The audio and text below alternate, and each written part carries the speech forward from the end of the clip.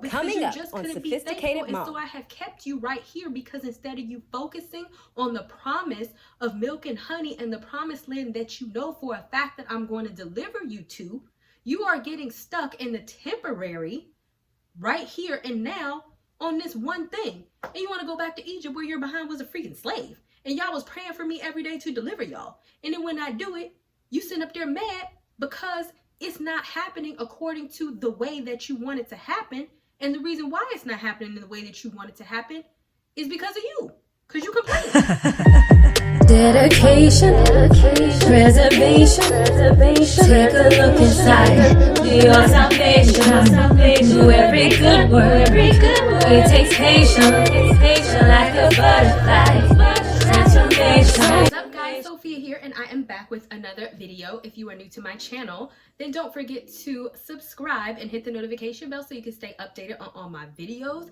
And also don't forget to check the description box because I always put a lot of stuff in there, such as all of my books, products, and also my Christian manifestation guide, which has a lot of affirmations and Bible verses in them, which might come in handy because sometimes we need to change our mindset, y'all. What I'm going to be talking about is complaining and how complaining is actually holding you back from your blessings. See, a lot of people don't necessarily know that they are stuck in a negative mindset, and they don't know that they're complaining. They just always complain about what they don't got, what people won't do, how this not happening, and this, that, and the third. And really, God is looking at you side-eyed like, can you stop complaining, yo? So one of the things that I want to get into, and I have one of my videos on this that I'll post down in the description box where I talked about reasons why God has turned his hand against you, which yes, God loves you, but there are reasons that will piss God off, for lack of a better word, and now he's going to actually cut himself off from blessing you because you're doing too much. So I want to get into an example.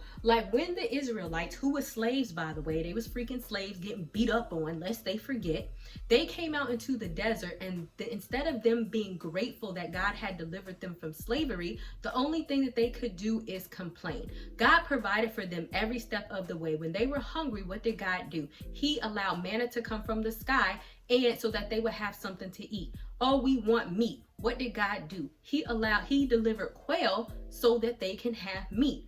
But yet and still, nothing that God did for them could pacify the Israelites, and ultimately that is what kept them back from the promised land. Oh, you want to escape from slavery? Let me part the Red Sea. Complain. Oh, you want to go to the promised land? Let me take you. Yeah, you got to go through the desert to get there, but I'm gonna provide for you along the way. Complain. Oh, you didn't do this, you didn't do that, God didn't do this. And then it's like after all the miracles that they seen God do, they gonna sit up there and carve some golden calves and worship some cows because they mad at God, because they felt like, because this was a perception, this was not reality, that God had turned their back on them. And ultimately, through all of this, God had ultimately did turn his back on them, and none of them got into the promised land because he's like, I'm tired of y'all. So it's not that God doesn't want to bless you, because yes, certainly he does. However, what can keep you back from your own blessings is your own mouth and your own complaining, and not seeing the reality around you, and not being thankful for what God is doing for you, and just focusing on the things that he isn't, right? So let's get into Numbers 11. Read from chapter 1 where it says, now the people became like those who complain and whine about their hardships. And the Lord heard it, and when the Lord heard it, his anger was kindled, and the fire of the Lord burned among them and devoured those in the outlying parties of the camp. I mean, he killed them because that's how the Old Testament God was. But in this day and age, I mean, he probably not gonna kill you, but do you understand how your whining and your complaining is angering God? God, where is my man? Why I'm not getting married? Why this happening? Why this? Why that? Why that? You're angering God because instead of coming to him and asking him, God, what can I do? How can we work together to make X, Y, and Z happen? Or thank you for this. Yes, I might not like my job, but thank the Lord that I have a job. You want to sit up there and complain, and now God is mad at you. And no, he might not kill you literally, but it's like he's going to start killing stuff in your life so that you can open up your eyes, so you can be thankful, right? So then if you continue on, if you go to verse 4, it says, the rabble among them who followed Israel from Egypt had greedy desires for familiar and delicious food. And the Israelites wept again and said, who will give us meat? We remember the fish we ate freely and without cost in Egypt, and cucumbers, melons, leeks, onions, and garlic. But now our appetite is gone, and there is nothing at all in the way of food but to be seen as manna. So mind you, they sit up there focusing on the past in which they were slaves in Egypt. And if you remember, the reason why Moses had to flee is because he accidentally killed a fellow Egyptian who was beating an Israelite slave so bad that he was trying to save his life. So no, it was not all peaches and cream while y'all talking about Egypt. Yeah, y'all might have had some more food, but God is keeping them in this temporary transition season, coming through the wilderness, providing for them along the way. No, it might not be the ultimate abundance that they want now, but they were headed to that though. They were headed to the land of milk and honey. But all God was saying in the interim, and mind you, it was just supposed to be 2 weeks. You just have to live off of this little stuff for a little while. But yeah, because y'all kept doing the most, it turned into 40 years. So yeah, your appetite is getting a little funky because you're living off manna and quail and you're tired of it.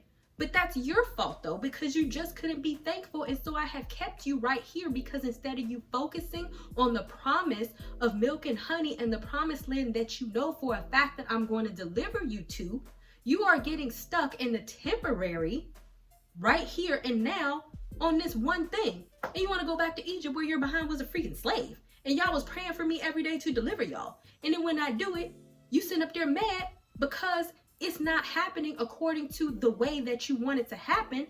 And the reason why it's not happening in the way that you want it to happen is because of you, because you complaining, right? So oftentimes we hold back our own blessings for this very same reason. It's like God is like, okay, but I want to give you, but you don't place stipulations on me. Do you think I'm going to give you every time you complain and throw a temper tantrum that's going to make me answer your prayer faster? How about you show some appreciation for what you do have and thank me for the blessings in the future that I'm giving you, and the fact that I said I was going to take you to the promised land because I told you that. If you would have thanked me and been focused on that, then maybe it would have been a different story. But no, you want to focus on something crazy. And then you want to call me wrong when I'm helping you out this whole time by feeding you, sheltering you, parting the Red Seas, killing your enemies, which was the Egyptians, and delivering you out of slavery. And delivering you out of slavery. But you don't want to thank me for that though. You want to complain. Okay.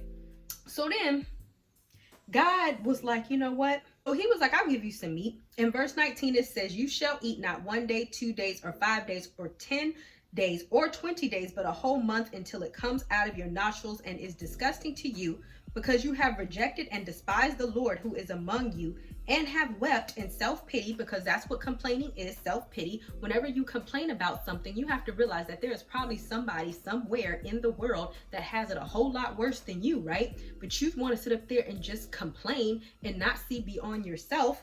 So now he's mad. And then he said before him, saying, why did we come out of Egypt? So it's like God was like, you know what? I'm going to give you a dose of your own medicine. So a lot of the times, what are you complaining about? Oh, God, I'm still single. Okay, let me send you the most atrocious man that you can possibly ask for, simply because you don't want to be patient and wait for the one that I have promised for you. So let me just go ahead and send you anybody. And so you can see how you just complaining about that one thing instead of trusting that I have something better for you is actually going to hurt your feelings, and you're doing yourself more harm. So that's what he was saying. Okay, you can have all this food. That's what you prayed for. And now you're going to get sick of it. And then you're going to complain about that. Never once did they stop and say, God, what is it that we need to do to get to the promised land faster? What is it that we need to do to pacify you? What is it that we need to do to stop being punished by you, or to stop you from turning your hand against us? All they did was make their own stipulations, conversations, and made things worse. And so God gave them exactly what they was praying for in a worked way, just so you can get a dose of your own medicine, because you do not trust me and you done made me mad. So the last verse I want to get into is Philippians 4:11. And it talks about the art of contentment. So it says, not that I speak from any personal need, for I have learned to be content and self-sufficient through Christ. satisfied to the point where I am not disturbed or uneasy regarding of my circumstances. I know how to get along and live humbly in difficult times, and I also know how to enjoy abundance and live in prosperity. In any and every circumstance, I have learned the secret, pay attention to that, the secret of facing life, whether fed, well fed, or going hungry, whether having abundance or being in need. I can do all things which he has called me to do through him who strengthens and empowers me to fulfill his purpose. I am self-sufficient. So what is the secret to life, and what is the secret to having an abundant life? Because as he said, I can do all things. That means I can perform miracles. And you know, the disciples did perform miracles right alongside of Jesus. So once you healing the, raising dead and healing sick folks, you can become very confident in what Christ can do through you once you are literally doing all things. But the secret to that is not to depend on you doing all things for your fulfillment, but to ultimately be content in all things, knowing that whatever you need, and knowing that whatever is on the way that you need for your purpose or the place that you are in is God's way of saying, it's like, okay, but even if I'm in a place where I am in lack, I know it is for a reason. And like it says, because I am called for a purpose. So whatever situation I am in, I know that Jesus is doing it for a reason. I know that God is allowing to do it for a reason. So instead of getting mad about it and complaining and worry about what I don't got, I'm going to trust the season that I'm in. I'm still going to be content, because at the end of the day, my mood is not swayed based on the worldly things, because the worldly things are passed away. But my mood is swayed on my contentment in Christ. And I know that whatever he chooses to give me is always in my best will, and it's always going to work out for the best, even if I don't see it right now. I know that it's coming. And even if it isn't, I'm going to be content. But since we know God, we know that God chooses to bless those that are content. We see that all the time. David became king, even when he was out tending the freaking sheep and nobody cared about him, and they was just sitting up there discounting them. And I have a video on David that I'll put in the description box. David was like, I can still slay Goliath and come up to you because he defiled the armies of the one living God. You're not going to talk about my God and think you're going to get away with it. And I'm willing to put my life on the line and bet that God is going to be with me simply because God is with me. I don't care if I'm a little shepherd boy. I don't care if I'm king. David was always on God's side no matter what. And because he was, God blessed him for it. So that's the secret to the blessings, is to be thankful to God, stop complaining, be content on where you're at, and ask God to show you the reason, the season, and the lesson that you need to learn so that you can move forward, knowing that you will move forward and knowing that ultimately God will bless you because you are his child and that's what he wants you to do.